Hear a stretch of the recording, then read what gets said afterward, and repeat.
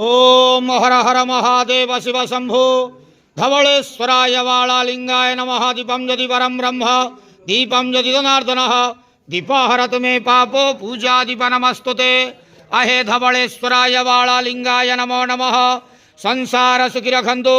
आज मार्गशीर मासर शुक्ल पक्ष चतुर्दशी तिथि शुभ बुधवार रे समस्त श्रद्धालु भक्त मानक आश्रीपद करंतु, मनस्कामना पूर्ण करंतु, कर्म क्षेत्र उन्नति करंतु, ग्रहरिष्ट खंडन करंतु, जगतर मंगल करंतु, विश्वर कल्याण करंतु, आपणकर नाम विख्यात करंतु, सेवकर डाक श्रवण करंतु, समस्त ग्वावसा भक्त मानकर मनस्कामना पूर्ण करंतु। जो जो भक्त माने आपणक पाखरे मानसिक रखिछंती तांका मानसिक पूर्ण करंतु। धवलेश्वराय वालालिंगाय नमो नमः। संसार सुखी रखंतु, आनंदे गवार। हरि बोलो।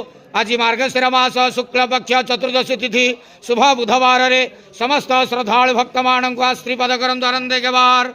हरि बोलो। धवलेश्वराय वालालिंगाय नमो नमः।